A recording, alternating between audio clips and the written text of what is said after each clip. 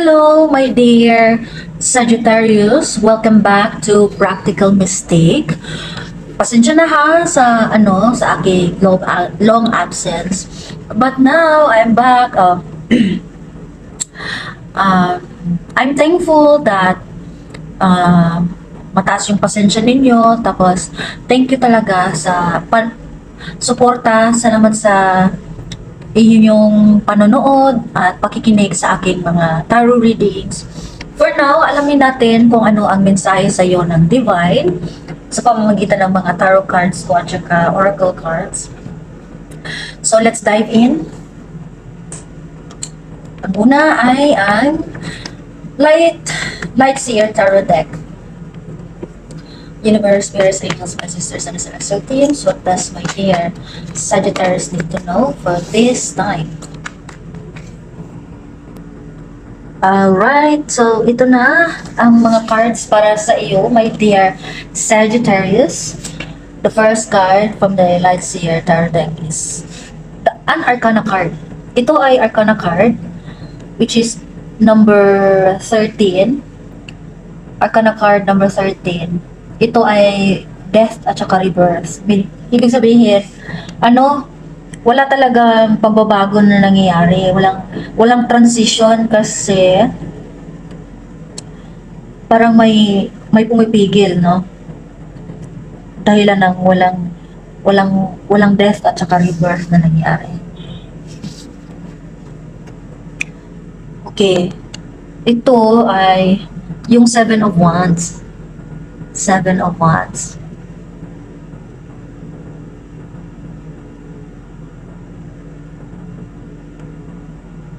Parang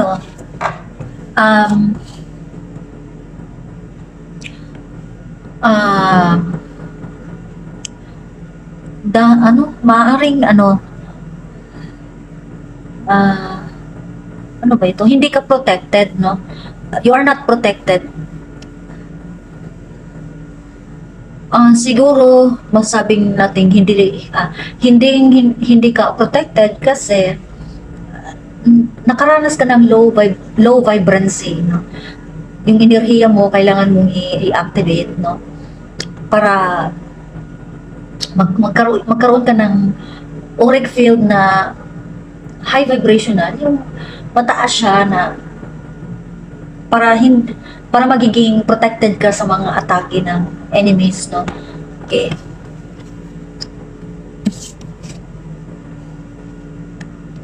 But anyway, meron ka namang King of Wands dito, no? So, yung sinabi ko na itong one, ito ay fire energy. Excuse me. King of Wands, ibig sabihin, malakas ka, malakas yung loob mo, may leon sa likod mo, no? Ibig sabihin na you are being guided. Kaya lang, masasabi natin na hindi ka protektado kasi nagkakaroon ka na imbalance, no? Imbalance. Chakra imbalance. Pero anyway, meron ka namang Nine of Pentacles. Ibig sabihin, meron ka lahat sa mga bagay na kakailanganin mo. You have all the finer things in life. You are confident kasi secured ka, sure ka na you have all the things you need. You are stable. Yun, maganda itong Nine of Pentacles. Kung nakikita mo, may ibon dyan. Actually, yung ibon na yan, pabalik-balik yan sa iyo kasi abundant ka. Nakatulong itong ibon sa iyo at nakatulong ka rin sa ibon. You know, yung ibon, palipat-lipat yun, pero sa iyo, lumalapit yung ibon na yan. Ibig sabihin, nagkaroon kayo ng magandang relasyon ng ibon na yan. Ah, kaya dahil nagpatuloy yung yung abundance sa iyo, you have all the things you need, including the finer things in life, no? Maganda. You're so radiant, confident, and stable. Wow, ang ganda naman. Two of Cups. Two of Cups, ibig sabihin, may kinalaman ito sa negosyo, partnership sa negosyo, or partnership sa uh, partnership sa mga organisasyon, or kapag pakinabang na alyansa, no? Meron kang sinasaluhan na or dinaluhan na mga alliances, tapos maganda sila sa pakikipagsosyo, yung maganda yung samahan ninyo. So ngayon nakakaroon kayo na magandang pakikitungo, no? Kapwa kayong may tiwala sa isa't isa, no? Kampante sila kasama ka at masaya ka, or kampante ka na nakikipagsosyo ka sa kanila, no? May kinalaman ito sa business, negosyo, organization, or mga pakinabang na alyansa, no? The Two of Cups. Kung ano yung mga magagandang practices dito na-adapt mo na din. Yun. Kung ano mo naman yung magandang practices ng organisasyon mo, ina-adapt din nila yun. So kapwa kayo na may pakinabang sa isa't isa, no? Walang dayaan, walang taksilan, walang iwanan. No, nagtutulungan kayo, maganda yung alyansa ninyo dalawa. Isang kapakipakinabang na alyansa, no? Mula sa ibang kumpanya or ibang negosyante, no? Or maaaring ang Two of Cups din nangangahulugan na pag may yung pakikisama mo sa iyong kasintahan, no? The Two of Cups could also mean two lovers, no? Nagmamahalan sila sa isa't isa, may tiwala sila sa isa't isa, tanggap nila ang kanilang mga lapses, yung kanilang mga kung ano yung strength ni partner, pinapalagan ni partner B. Tapos, kung ano yung strength ni partner B, pinapahalagan ni partner A. So, kapwa silang nakikinabang sa isa't isa, nagtutulungan, may tiwala sa isa't isa. No? Maganda ito itong Two of Cups para sa mga magkasintahan. Wow! Magandang partnership. Isa siyang makahulugan na anong tawag doon? Makahulugan na relationship, okay? Counterpart, magandang counterpart, wow. Yung counterpart na yun talaga ang naayon sa kagustuhan din ng buong may kapal mo, na kapwa kayo may pakinabang sa isa't isa, nagtutulungan, nagkaayos. Ayan. Kaya lang, okay, by the way, meron din tayong tinatawag na Three of Pentacles. Kung ang Three of Cups may kinalaman sa celebration, friendship, ito, yung Three of Pentacles na earth energy, ito ay may kinalaman sa teamwork, okay? Teamwork, no? Kapwa kayong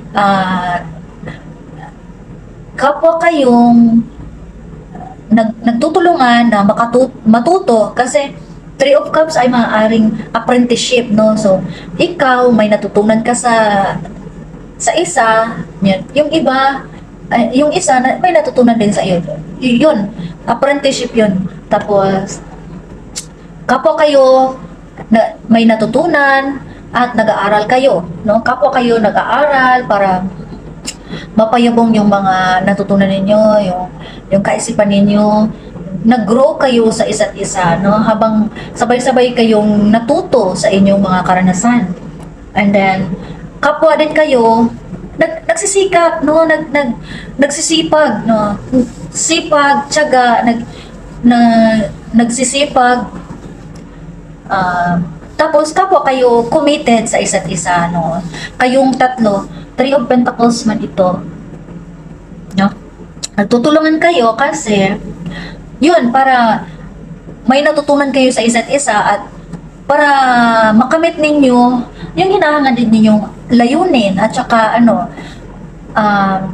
nag nag hard work kayo para din naman sa inyo na magiging makabuluhan yung hard work ninyo in the near future, 'di ba? Yung mababayaran din para paid off yung mga pagtsatsaga ninyo, mga pagsisikap ninyo sa inyong grupo, no? Teamwork, again, Three of Pentacles. It could mean teamwork. I think this is also global confirmation dito sa Two of Cups. Kasi Two of Cups is about partnership, alliance, no? Pakikipag-alyansa, mga kapagpakinabang na alyansa. Nag-teamwork kayo para makamit ninyo inyong mga layunin na may kinalaman sa negosyo, business, profitable organization, charity, ano ba yan? Basta nagkakasundo kayo, no? May napagkasunduan kayo at nagtitiwala kayo sa isa't isa. Ang next ay oh, kawalan, why? Oh no. Here we have the Five of Cups. Ito ay Five of Cups.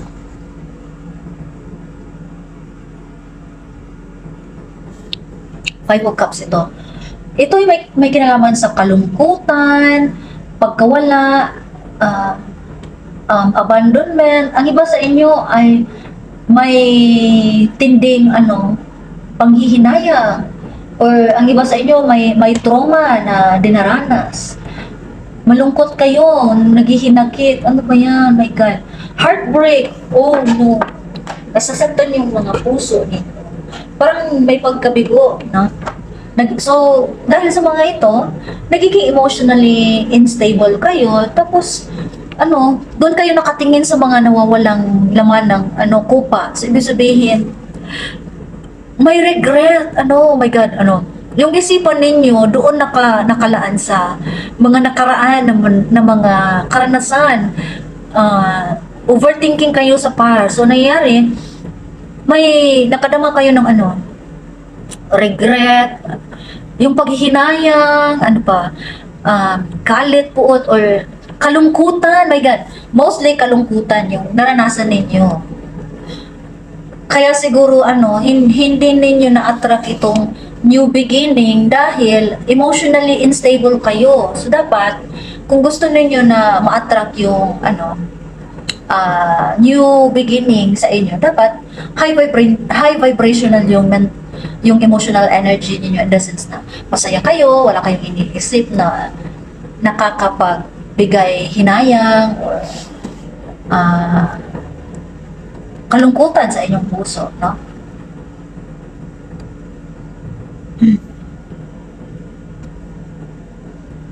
Bakit ito nangyari?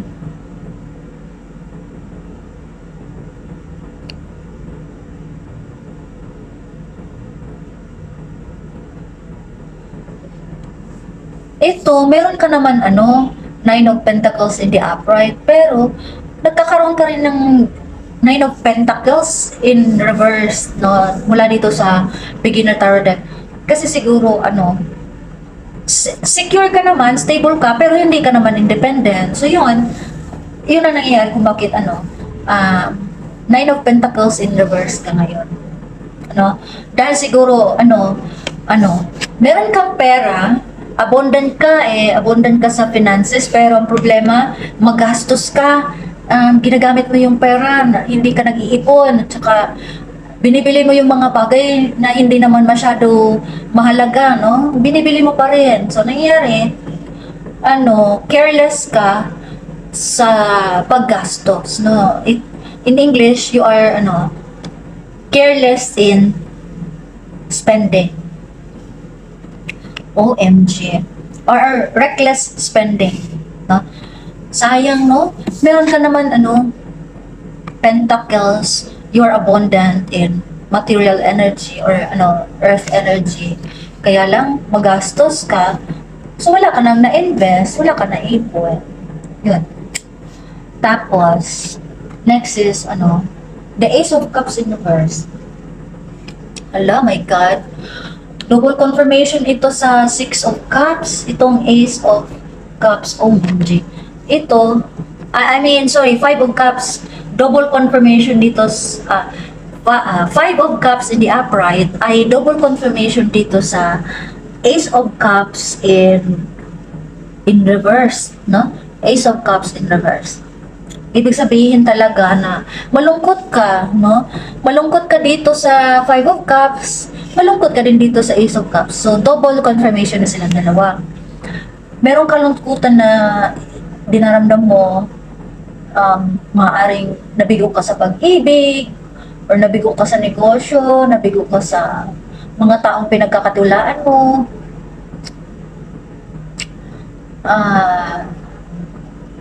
By the way, this is Pisces energy. This could also be Pisces energy.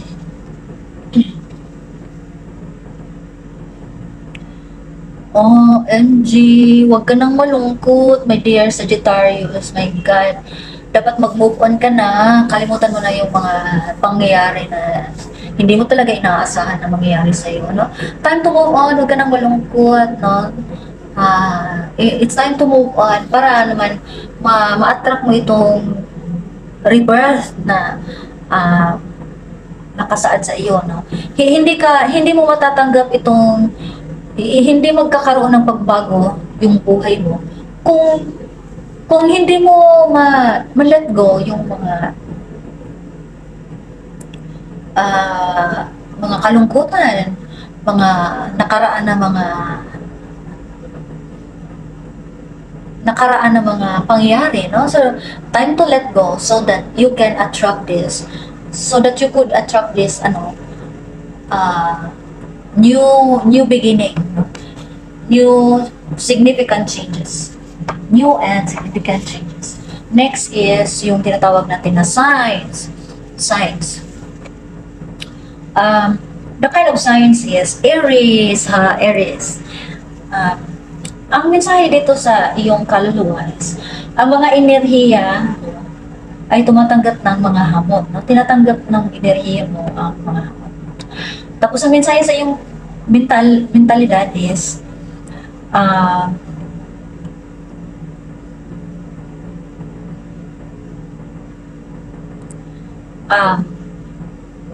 meron kang mga hinahangad, no?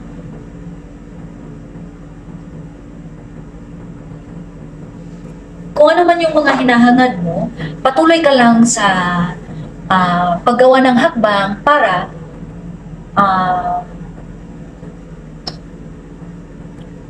madadagdagan pa yung strength na meron ka, at saka makakamit mo din itong mga hinahangad mo. Okay, next is this one.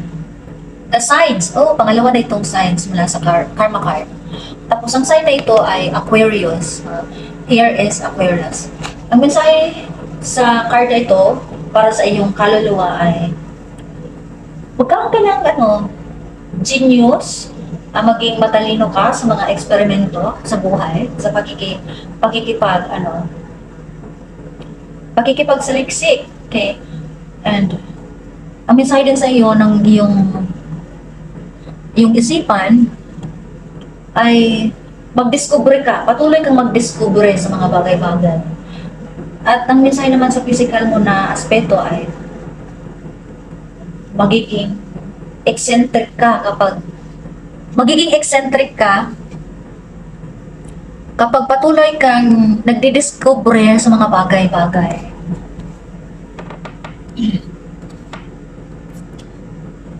Continue learning, no? The more you learn, the more na magiging eccentric ka. Tapos ito, pangatlong card, this time, this is about houses, no? Tapos ito, may kinalaman sa first house mo, no? My dear Sagittarius. Ang mensahe sa iyong kaluluwa ay, ang malaman mo at sundin mo kung sino ka, no? Be who you are. Know who you are and be who you are. Ang mensahe sa iyong isipan ay may kinalaman sa mga desires mo, yung mga hangarin mo, no? Na dapat daw, kailangan mo ng gawin, no? Kung ano yung gusto mong gawin, no? Take action on it. Taking action is the message for your physical aspect, my dear Sagittarius. And the next is,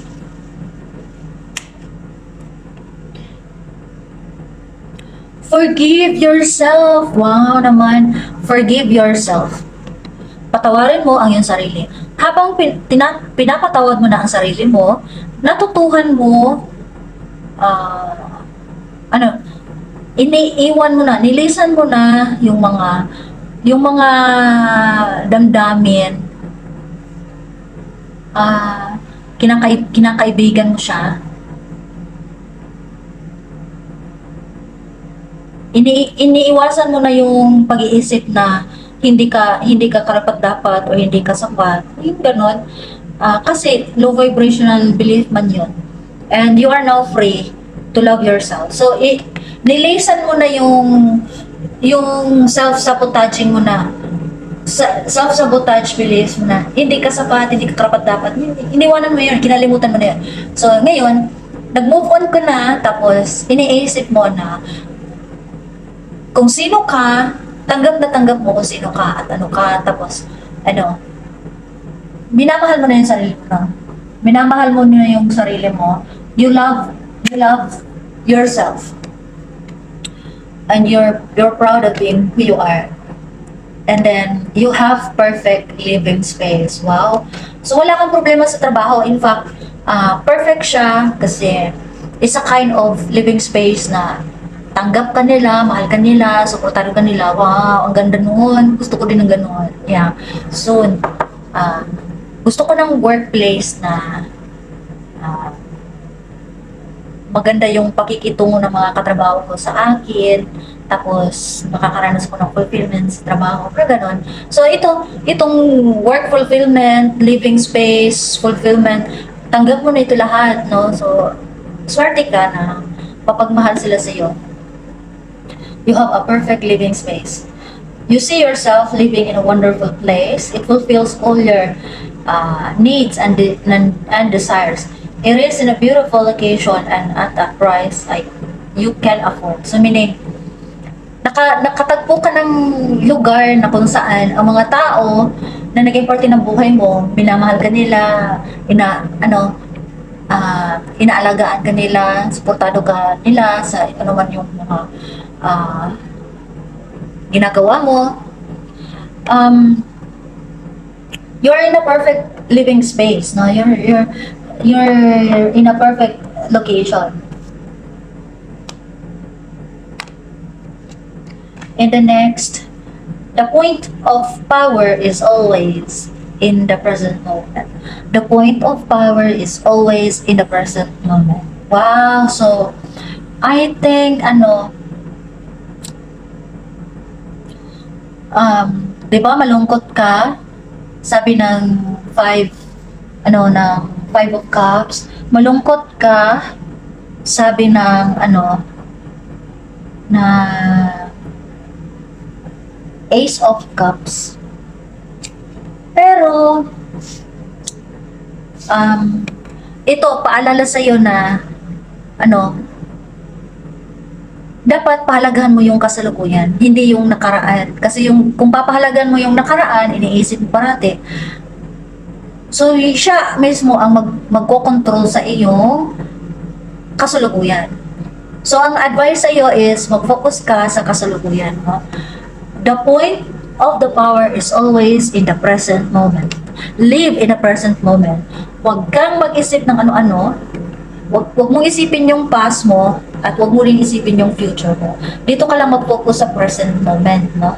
Sa kasalukuyan ka lang talaga naka-focus para malagpasan mo yung kalungkutan na dinaranas mo. The past is over and done and has no power over you. You can begin to be free in this moment. Today's thoughts create your future. You are in charge. You now take your own power back. You are safe and you are free. Wow. Take your power back. Huwag ka nang malungkot, no? Kasi kapag malungkot ka, hindi mo ma-attract itong,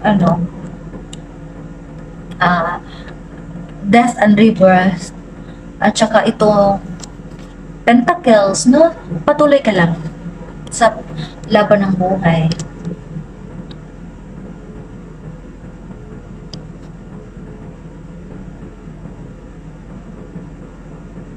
Huwag ka nang malungkot, my dear Sagittarius.